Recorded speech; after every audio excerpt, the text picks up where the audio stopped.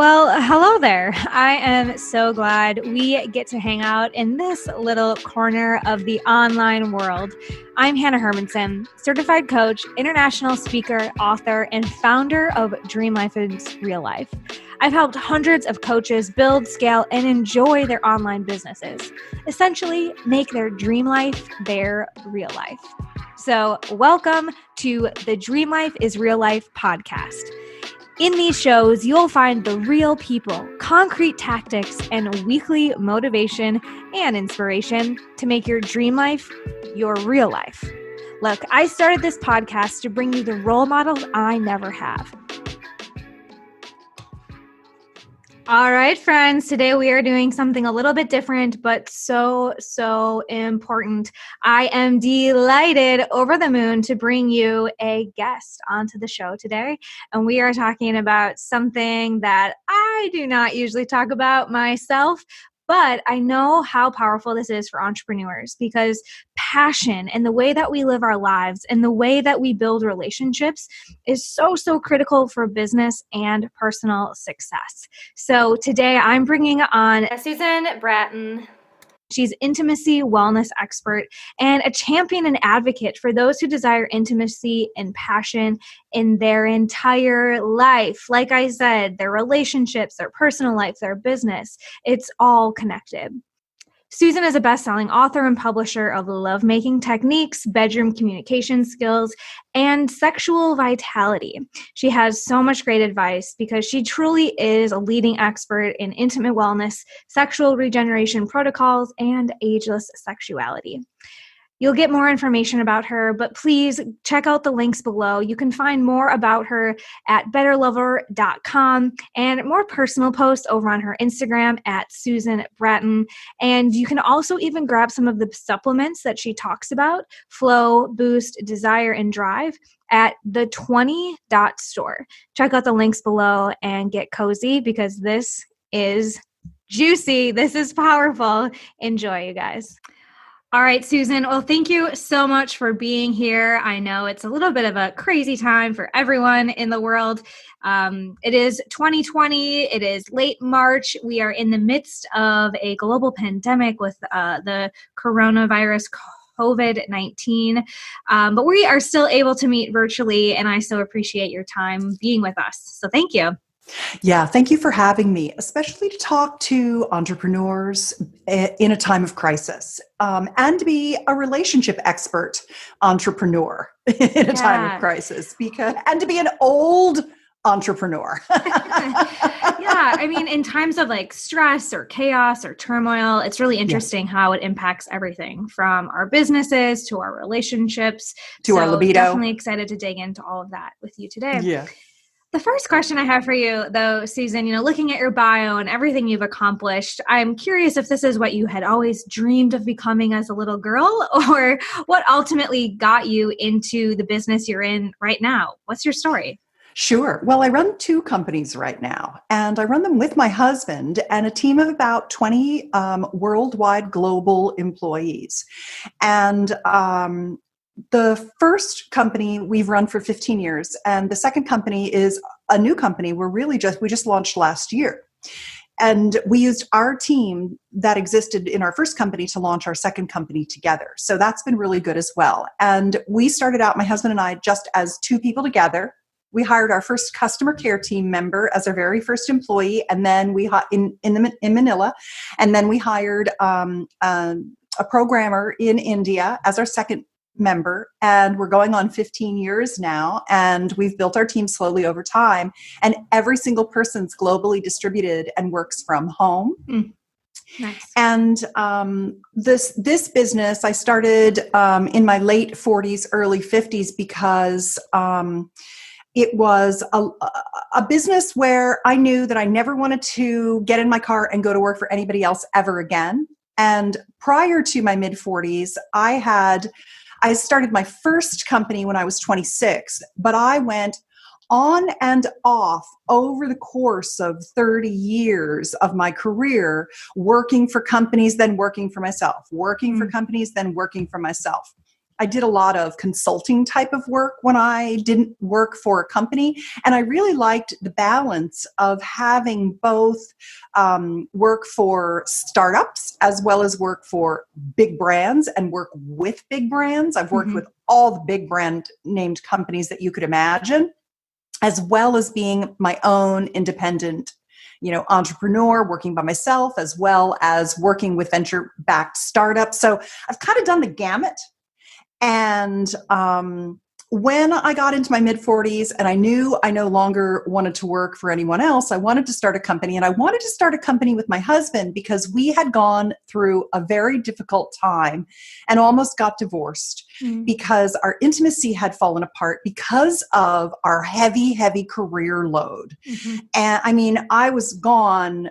I traveled I was overnight in hotels at least a month a year when my daughter was 6 years old. And I had a full-time nanny, and we were two very successful career people in the Silicon Valley. And what suffered was our relationship. Yeah. And in the putting it back together and figuring out what we'd done wrong, what we didn't know, we said, holy cow, everybody needs to have this information. And this was the time when, believe it or not, 15 years ago, we started a podcast network to talk about sex, love, and intimacy. And we did that for a few years and then realized we didn't want to be in podcasting. It was too early on. So we did a pivot. And we started creating essentially online home study programs that what I like to say, I say my passion is passion. I like to transform having sex into making love. So we created an entire portfolio as a publisher of online home study courses for singles and couples that teaches fundamental sex life skills, bedroom intimacy skills, both communication techniques and lovemaking techniques. And then we realized that people also had a lot of issues with libido, women with vaginal dryness, men with erectile dysfunction. So we came up with a new company with a line of supplements that support your sex drive as well, because we need sex drive support, especially as busy entrepreneurs, because people like us, we're crazy workaholics. And we love the brain candy. Like, we're people who like sex. We like sex, most of us, right? But, oh God, we love making money and, hitting our numbers. Getting stuff done. Yeah. Checking stuff off our list. Yeah. And so I knew that one of the things that you wanted to talk about today was, how does a successful entrepreneur get a frickin' bedroom life? Yeah. And not fall into what I fell into with my husband, Yeah.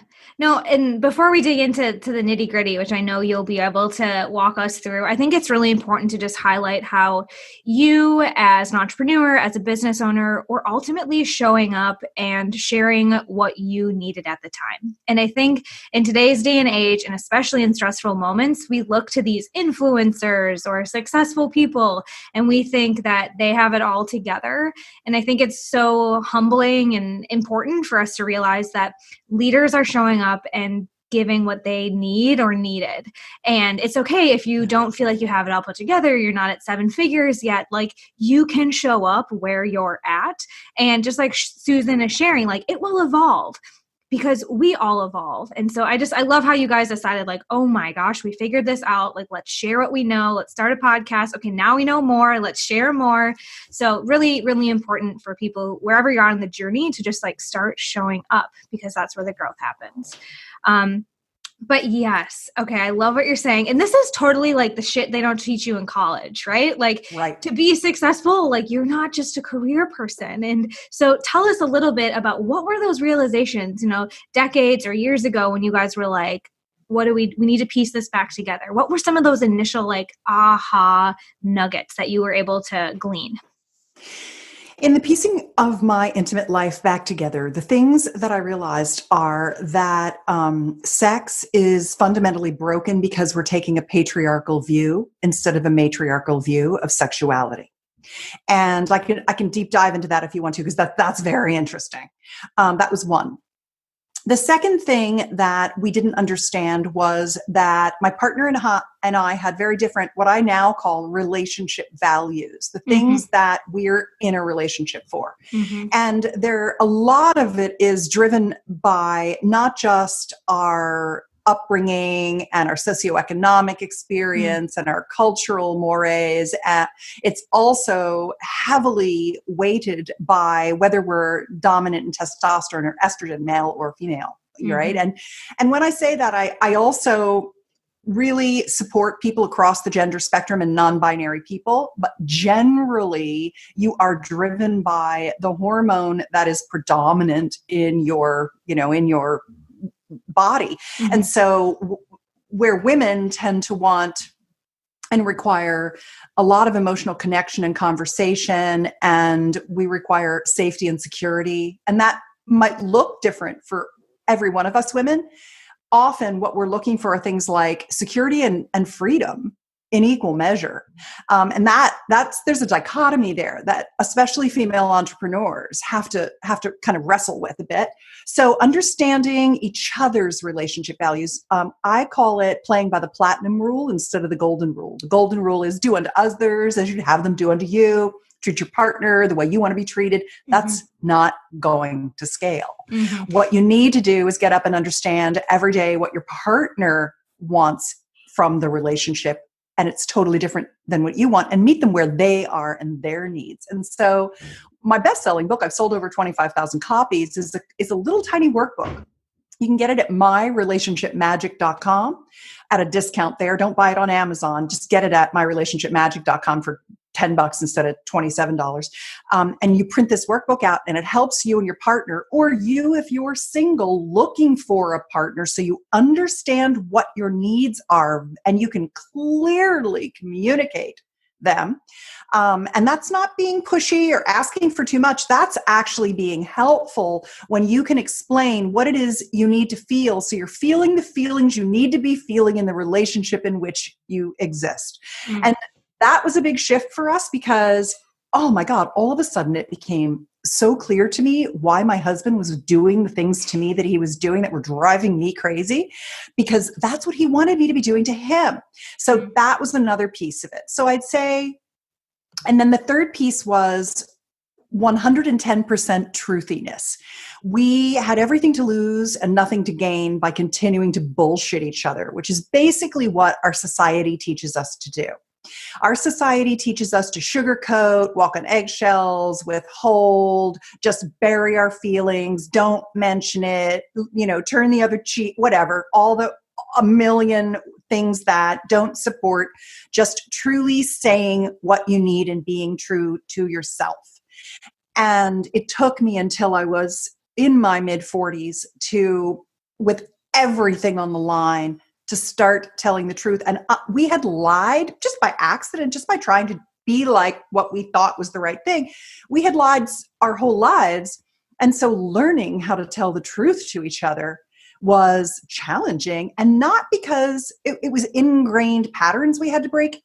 When you are truthful, it's not really that you're going to hurt your partner. It's more that you're going to be embarrassed about what is true for you, because you're going to think, oh, I don't deserve this. This isn't what you're supposed to do. You have all these limiting beliefs and these shouldas and couldas and wouldas in your mind, instead of, what do you want? What do you need? How can I give it to you?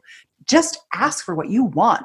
And you admit your human foibles when you tell the truth. You see the evidence of your own insecurities, pettiness, greed, whatever, So all of a sudden in becoming truthful, you're like, oh God, I'm horrible. And so you kind of have to get through that as well. And that matures you a lot. So the three things just to go back over what just like give you the boom, boom, boom answer now is, number one was what women really need in the bedroom and out of the bedroom in a relationship to want to continue to have sex with their partner, not only want it, but enjoy it and love it and be fully sexual beings, by lifting the patriarchal hammer on our sex drive. Number one. Number two is understanding your top relationship values and how yours are different than your partner's, and both equally getting your needs met within the relationship. It turns out it's super easy once you know what they are.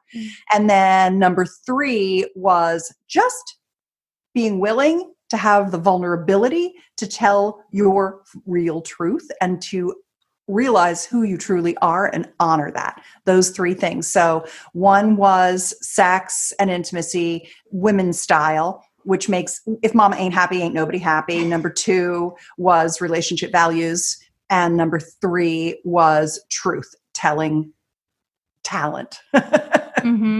Yeah. I love it. It's almost like the macro to the micro, right? Like overcoming society's beliefs or limiting beliefs that we've taken on and the ways we've decided to operate, and then coming to an understanding both from places of self-awareness and then being able to like do that every day, right? Walk the walk, talk the talk. And so I am curious what that looks like every day. And especially as people are co-inhabiting more, working from home, working on top of each other, not always in the bedroom. What does this look like day to day? How do you embody that process? Well, the truth telling has become second nature, and it's a pretty easy skill to learn with a little bit of practice. So that one is just telling your truth. And it actually makes your relationship very juicy and interesting, and it makes your life more interesting and more vital. And it also, if I may, it makes it a lot easier. So my partner and I, we go to a lot of like personal development conferences. Great. And one of them was after we left for 30 days, we had to just act as if we knew exactly what we wanted. You couldn't say, I don't know, or I don't care to anything. So man, was it more simple to pick a restaurant because I have to act like I know what I want. So I want tacos. Tacos it is, right? It made so much of the headache go away, because I think what you're saying is so true, that we sugarcoat and we bend over backwards and we ask but just acting as if you know what you want and being direct and truthful. Sometimes, it's not always great. Like, actually, I just want wine and go to bed at 7 p.m. Like, that's my truth today. And maybe that doesn't make me a great person, but that's how I'm feeling. I think that is so important. I just wanted to share that kind of exercise. It's like, even if you don't feel like you know what you want, just act as if you do. Be direct. Well, and the thing is, you do know what you want, especially if you give yourself a multiple choice.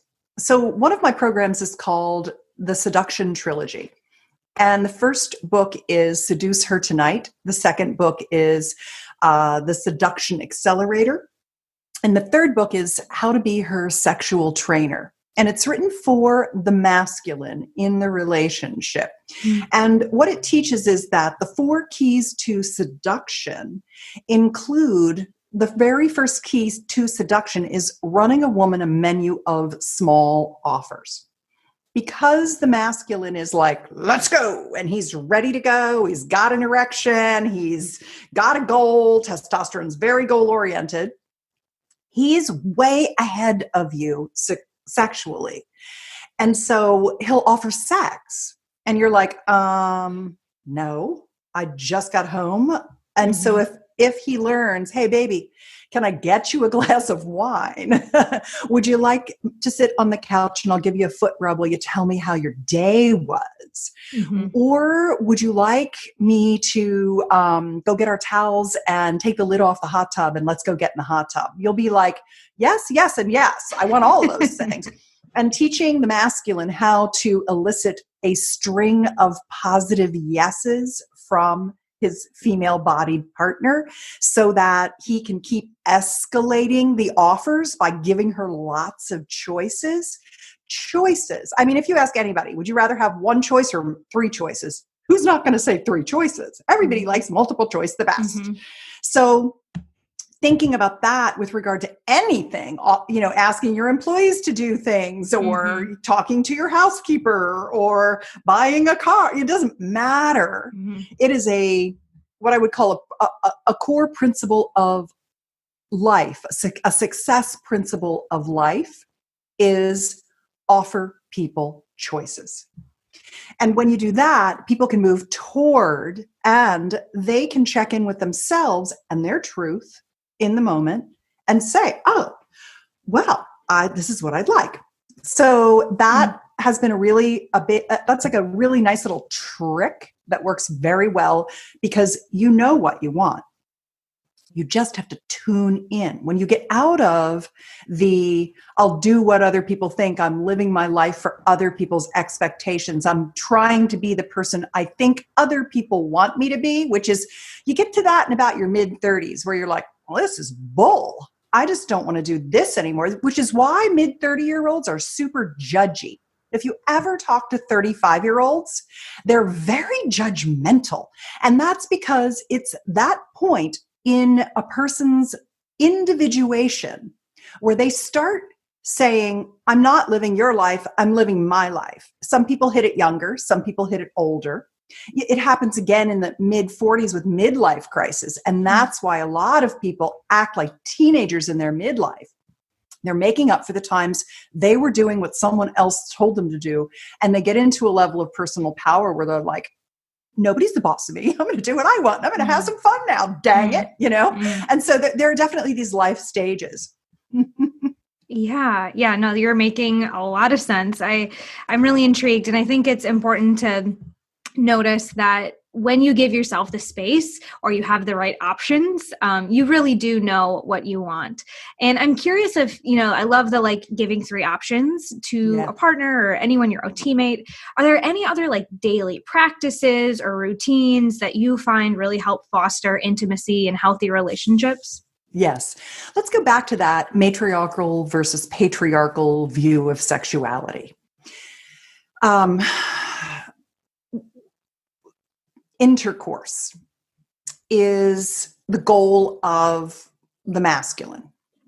And a lot of sexperts say it's all about the clitoral pleasure and intercourse is not sex. Don't call intercourse sex. It's not sex. And, that's just a male agenda and things like that. And then you hear about the orgasm gap. You watch the TED Talk about, bridging the orgasm gap, that men 95% of the time or more can achieve climax from intercourse, where maybe half the time some women might be able to, like at super small numbers. And all of those things are somewhat true. But I believe that for the large majority of couples, they are a masculine and a feminine pairing. So I'm going to focus specifically on that right now.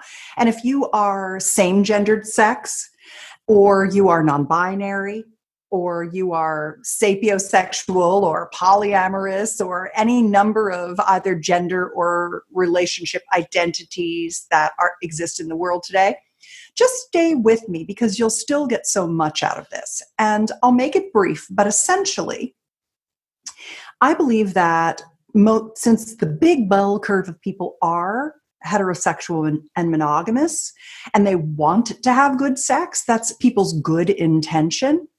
I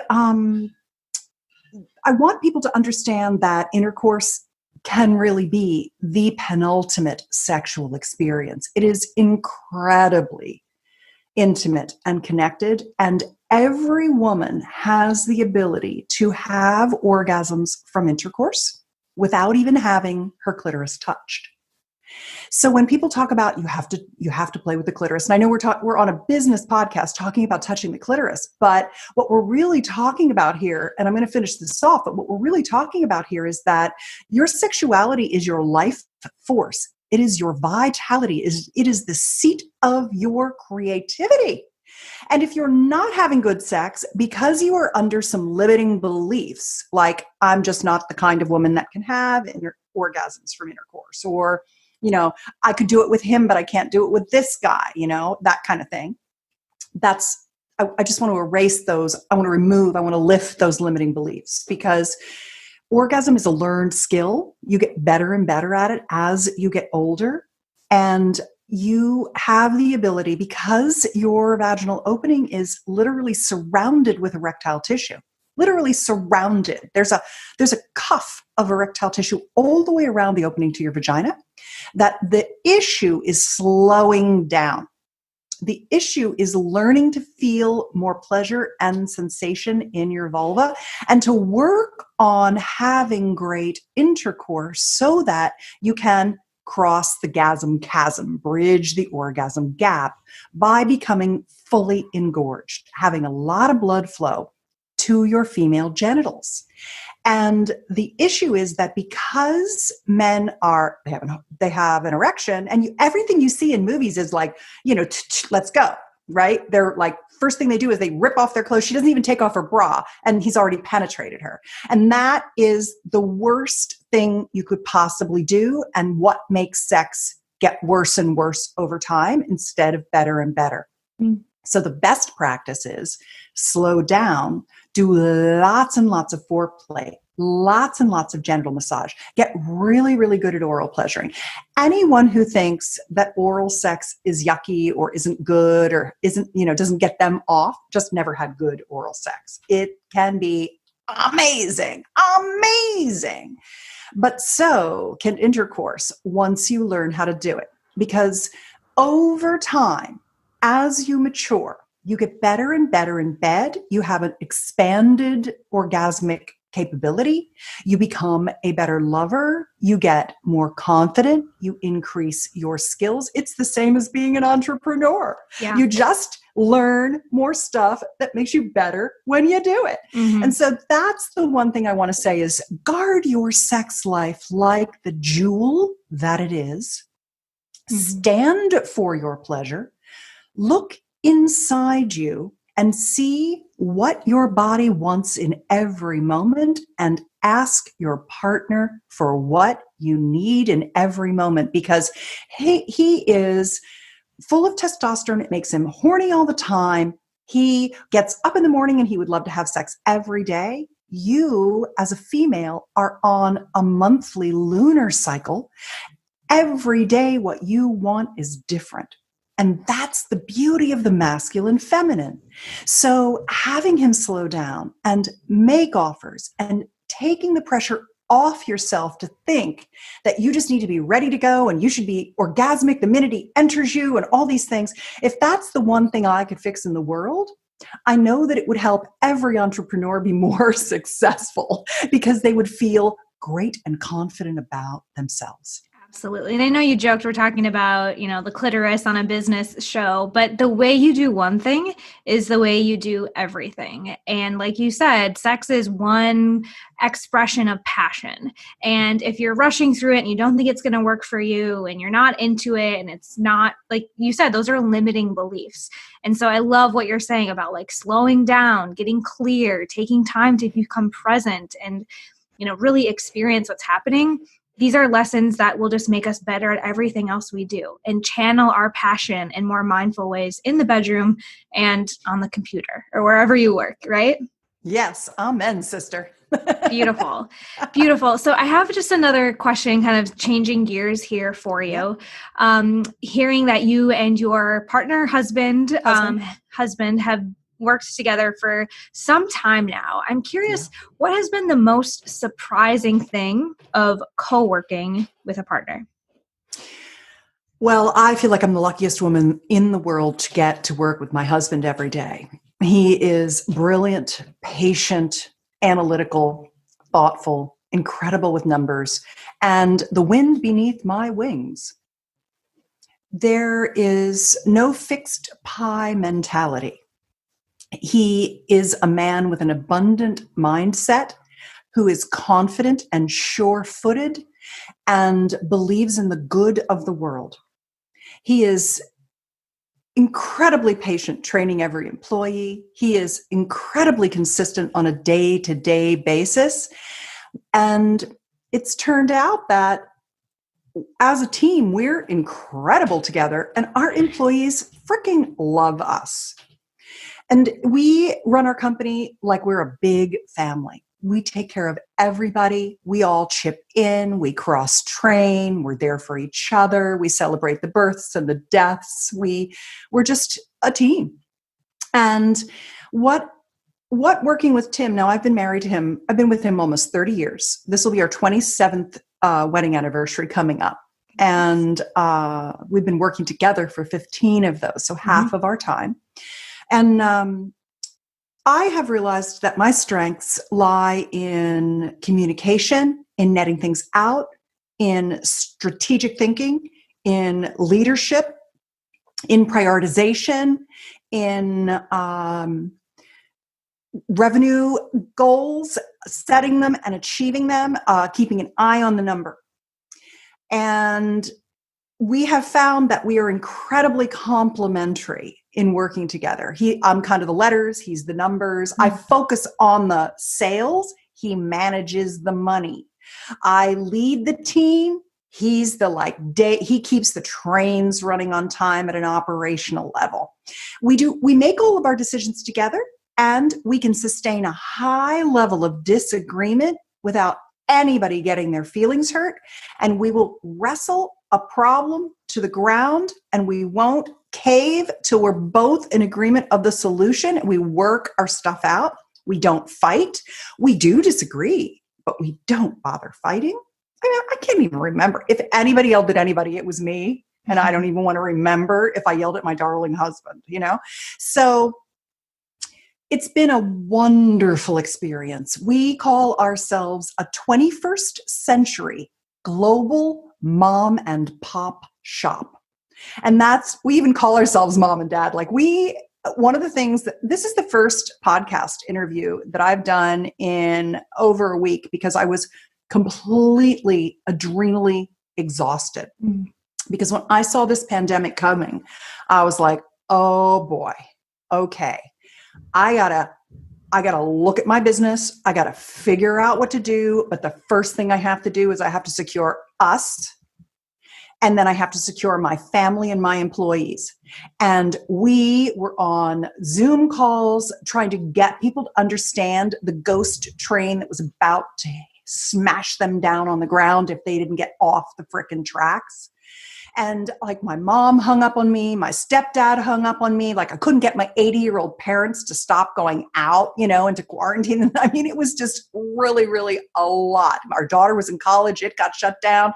We have employees all over the Philippines and India and Austin and New York. And I mean, we got people everywhere. And people were slow to see what was happening.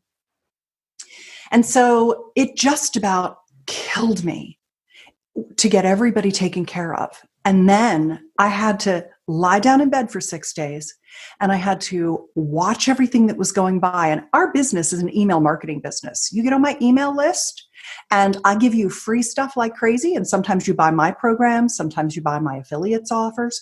But I looked at what we were about to send out for the next week, as we work a couple weeks ahead. And I'm like, this is tone deaf. Turn it off.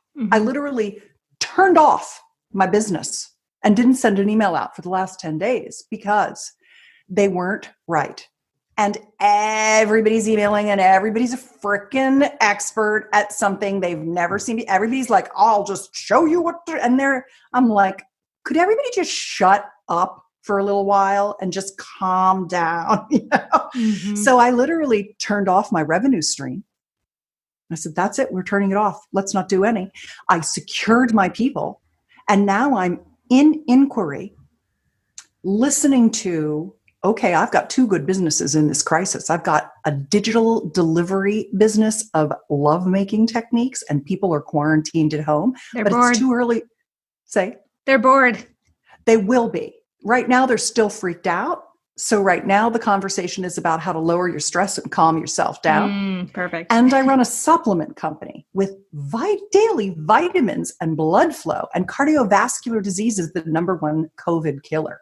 So now I'm sitting here, I've taken it all in. I've got everybody safe. I gave every employee who wanted it or needed it a month's worth of money to take care of laying in all their food, all their medicines, all their household goods, anything they needed. And it's not a loan. I gave them the money, and I was like, here you go out, lay it all in, come in the house, lock the frickin' door, and don't go out till we tell you it's safe. I got to protect my people. And so it took so much for me to literally just protect everybody and then turn my business off temporarily till I got right with what our brand is about and how we can support people. And I don't have it right yet. And I won't. I will give up revenue until I know I've got my North Star lit the right way. And because my whole team relies on that. And today I sent out an email this morning and I said, your jobs are safe. There's too much to worry about here for you to worry about the fact that we're currently not making any revenue. It's not a problem. We have reserves, we can't print money like the federal government, but we have reserves of money, and you have nothing to worry. I sent it to all my contractors as well as all my employees. And I was like, we can go on a very long time paying your full salary with no revenue in sight. Not only that, but you don't even have to worry about that because we're sitting pretty with two businesses that are viable in this crazy pandemic market. And so I've already been getting emails back from my team, like, thank you so much for sending that. I was worried. I mean, I see everybody around me getting laid off. I was scared. And thank you for letting me know I'm safe, because safety is the number one thing that we need to create right now. We need to create safe haven and lower stress. That's what we need to do. And we will all get through this. I have been laid off. I've been fired. My CEO of my company dropped dead. We had to sell that company off.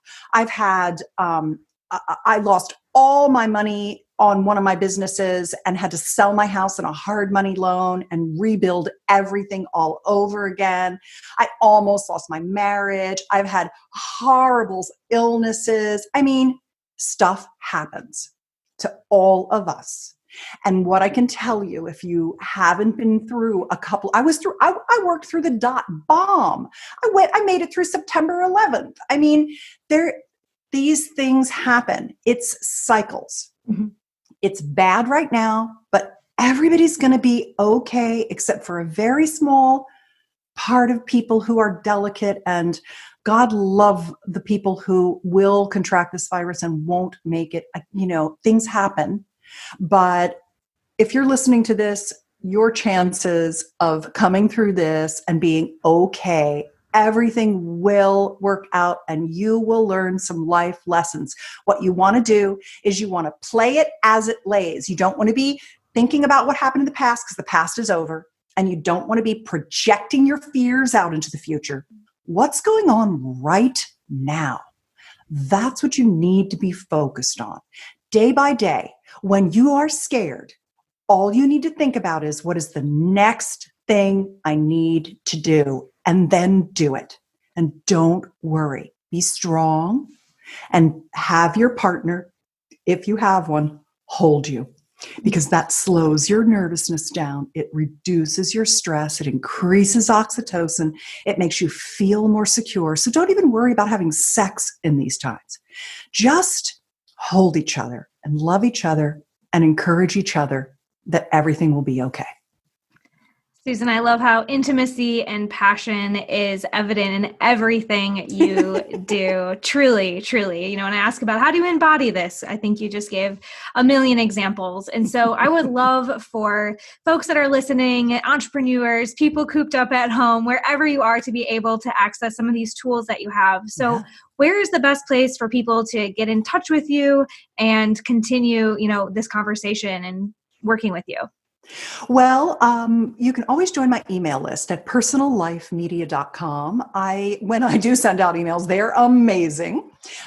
You might also like a free technique that I created called the Soulmate Embrace. It's at soulmateembrace.com, and it teaches how to hold and be held in a way that you've always wanted and probably never experienced. And it's great if you're in a coupled relationship across the gender spectrum, because it's a wonderful co-regulation of calming that will also take you down to feeling like, arousal starts in relaxation.